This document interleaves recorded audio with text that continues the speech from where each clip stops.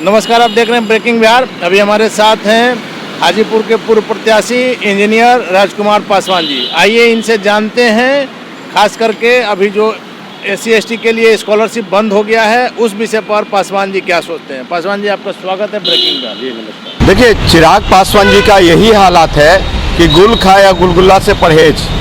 जब तक वो NDA गठबंधन में थे तब तक बिहार का अनुसूचित जाति और जनजाति कभी याद नहीं आया। अनुसूचित जाति के समस्या नहीं दिखा। अनुसूचित जाति के बच्चे लोग जो बिहार से बाहर पढ़ने जाते हैं वो कितने लोग के घर वापसी हो गई, उसमें चिराग पासवान के कहीं भी ये रोल नहीं रहा। और बिहार का जो सरकार रही है NDA की सरकार, उसमें SC/ST योजना जब बंद हुई उस समय वो NDA के साथ में थे, तो उस समय चिराग पासवान कहाँ थे। तो ये बिहार के अनुसूचित जाति जनजाति के युवा नौजवानों को बेवकूफ़ बनाने में लगे हुए हैं। उस समय जब बंद हुआ था तो उस समय क्यों नहीं ये पार्लियामेंट में ये आवाज़ उठाए, क्वेश्चन किया, सवाल किया। आज वो जब केंद्र ने उनको दरकिनार किया है और उनको रोड पे सड़क पे छोड़ दिया, तो आज उनको बिहार के SC/ST याद आ रहे हैं और बिहार के पासवान जाति याद आ रही है। स्कॉलरशिप बंद तो हुआ है, ये बात तो सही है। जी हाँ, आपको बता दूं कि 2005 में जब नीतीश की सरकार बनी, तो जब सेकंड पाली जब नीतीश भाजपा की सरकार आई 2010 में, तो उस समय बिहार के अनुसूचित जाति जनजाति स्कॉलरशिप घोटाला हुए थे। उस घोटाला में आपको ये आईवास किया गया सरकार की तरफ से और कहा गया कि नहीं, ऐसी बात नहीं है। लेकिन सच्चाई ये है कि अनुसूचित जाति जनजाति की स्कॉलरशिप उस समय बंद कर दी गई थी और अभी तक उस स्कॉलरशिप योजना को सही ढंग से संचालित नहीं किया जा रहा। और ऐसे भी बिहार की स्कॉलरशिप की ही बात नहीं है, अनुसूचित जाति जनजाति की भी बात नहीं है। किसी भी जाति में बिहार के जो बड़ा एक तबका है छात्र नौजवान जो कि 12वीं पास करके दिल्ली, बॉम्बे, कलकत्ता जाते हैं, बड़े बड़े यूनिवर्सिटी में जाते हैं, शिक्षण संस्थानों में जाते हैं, उनके लिए जो यहाँ से एक रकम निर्धारित है मेधावी छात्रों के लिए, वो भी जो है सही ढंग से संचालित नहीं हो रहा है बिहार सरकार के द्वारा। और वो जो पैसे हैं रोक दिया गया। बहुत सारे ऐसे छात्र हैं जिनके घर वापसी हो गई है। आपने कल ही देखा होगा, सुप्रीम कोर्ट ने सभी पार्टियों पर जुर्माना लगाया। देखिए, माननीय सुप्रीम कोर्ट के जो आदेश आए हैं और सभी पार्टियों पे जो जुर्माना लगी है, ये सराहनीय कदम है, उसका मैं स्वागत करता हूं। क्योंकि मैं भी एक पार्टी का राष्ट्रीय अध्यक्ष हूं।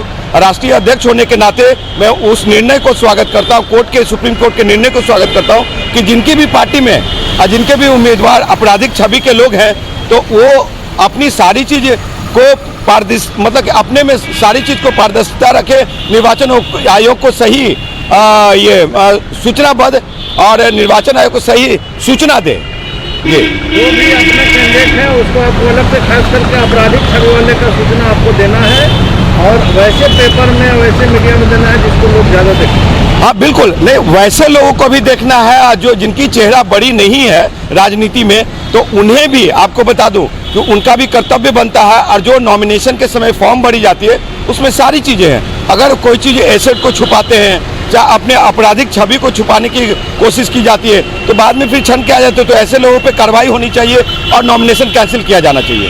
मीडिया के बारे में आपका क्या ख्याल?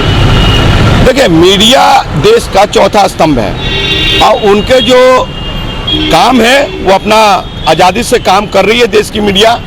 ठीक है, बहुत सारी मीडिया सत्ता पक्ष हो चाहे विपक्ष हो, किसी रूप में वो दिखाती ही है।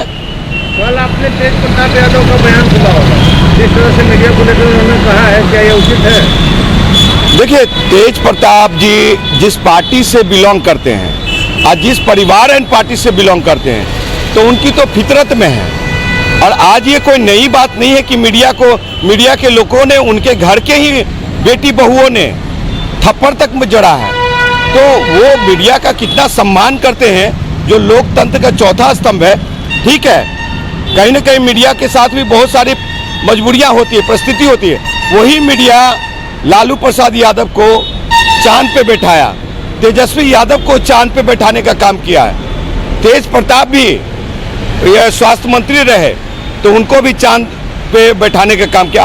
अगर ये लोग लालू प्रसाद यादव का बेटा नहीं होते, पुत्र नहीं होते, चिराग पासवान, रामविलास पासवान के पुत्र नहीं होते, तो आज एक मुखिया का भी चुनाव ये लोग नहीं जीत पाते। वही बात हम कर रहे हैं कि जिस तरह से उन्होंने मीडिया को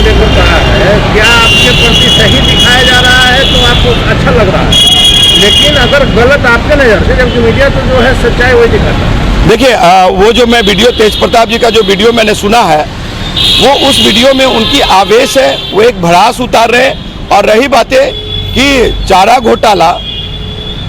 घोटाला जब हुआ है और वो जेल गए हैं, जब आप मीडिया के ऊपर पीआईएल करने के लिए आप कह रहे हैं, तो आप सुप्रीम कोर्ट पे भी पीआईएल कीजिए। जो आपके पिताजी को इतने लंबे समय तक जेल में रखा, उस जेलर के ऊपर भी आप पीआईएल कीजिए, जो जेलर ने वहाँ पे कोर्ट के आदेश पे जेल में बंद करके रखा। तो ये चीज़ें कहना, अगर कहीं ना कहीं अगर मैं राजकुमार पासवान दोषी है तो उसको जेल होना चाहिए। अगर सरकार में नीतीश कुमार अगर दोषी हैं तो उनको भी जेल होना चाहिए। अगर सुशील कुमार मोदी दोषी हैं तो उनको भी जेल होना चाहिए, जाना चाहिए। तो ऐसा नहीं है, लेकिन किसी भी देश का चौथा स्तंभ मीडिया है। मीडिया सभी लोगों को दिखा रही है, सभी लोगों से बात करती है। अगर राजकुमार पासवान आपके सामने खड़ा है, राजनीति में खड़ा है, तो वो भी राजकुमार पासवान जो है कि मीडिया के बदौलत ही खड़ा है। भले ही हमको ग्राउंड लेवल पे मेहनत करना पड़ता है, जनता के बीच में जाना पड़ता है, गांव-गांव जाना पड़ता है, लेकिन मीडिया देश का चौथा स्तंभ है। जंगल में मोर नाचा किसने देखा, वो मीडिया का रोल है। वो जंगल का मोर को बाहर जनता के बीच में पहुंचाने की काम करती है। और रही बातें उनकी जो बहुत सारे एलिगेशंस हैं, वो उससे मैं अपने आप को दूर रखता हूं। उनकी वो अपनी छवि है, उस छवि के अनुसार वो बोल रहे हैं। जातिगत जनगणना पर क्या कहेंगे पासवान जी, क्योंकि आप देख रहे हैं कि एनडीए में ही कई स्वर होगा। देखिए, जातिगत जनगणना जो है, वो जातिगत जनगणना होनी चाहिए। बहुत समय से लंबित है, पेंडिंग है। और क्या है कि बहुत सारी जातियों को जो सही एक्चुअल आंकड़े हैं, सही संख्या है, वो उसको दिखाया नहीं गया। जैसे कि मैं बता दूं कि मैं खुद एक पासवान जाति से आता हूं, दुसाध जाति से आता हूं। और वो दुसाध जाति को जब लालू राबड़ी की सरकार रही, तो उस समय जो संख्या एक्चुअल संख्या था, उससे कम दिखाया गया। क्योंकि अगर उसको सही दिखाया जाता तो आज बिहार में दुसाध जाति 6.5% नहीं है। मेरा मानना है कि 10% मानना है। किसी भी प्रखंड पंचायत में आप चले जाइए, अगर कहीं भी जिस पंचायत में जिस गांव में अगर 500 घर यादव है, तो वहाँ पे 350-400 घर पासवान भी है। जिस गांव में अगर 500 घर पासवान है, तो उस गांव में 350-400 घर यादव भी है। तो कहीं ना कहीं आंकड़े सबकी चीज। तो जातीय जनगणना का मैं समर्थन करता हूं और होना चाहिए। ये नहीं कि द्वेषता के, और भागीदारी भी बहुत सारे लोग, स्वर्ण में भी लोग हैं, चाहे पिछड़ा में भी हैं, चाहे दलित में भी हैं, तो उनकी भी जाति छन के बाहर आ जाएगा। और फिर जिनकी जितनी संख्या उतनी भागीदारी मिलनी चाहिए। आखिरी सवाल ये है कि जातिगत जनगणना पहले होना चाहिए या जनसंख्या नियंत्रण नीति पहले? देखिए, जनसंख्या नियंत्रण नीति जो है वो केंद्र शायद लागू कर चुकी है। अभी नहीं, पार्लियामेंट में बहस चल रही है। और उसके बाद अगर लागू हो जाती है तो उसका भी स्वागत करना चाहिए देश की जनता को। पहले तो जातिगत जनगणना होनी चाहिए। जनसंख्या इतनी बड़ी है, आप उसको मार नहीं सकते, रोक नहीं सकते। लेकिन हाँ, जातिगत जनगणना आप तत्काल आप बाहर ले आते हैं, तो उससे उनकी अधिकारों और उनकी शक्ति की भी पता चलेगा, जो कि शक्ति बहुत लोगों की कमजोर दिखाई जा रही है, जिसके कारण लोग को अपने अधिकारों से वंचित होना पड़ रहा है। तो ये थे हमारे साथ हाजीपुर के पूर्व प्रत्याशी इंजीनियर राजकुमार पासवान जी, जिन्होंने हर मुद्दे पर बेबाकी से अपनी बात रखी। आप देख रहे हैं ब्रेकिंग बिहार, खबरों का सिलसिला जारी है। आप बने रहें ब्रेकिंग बिहार से।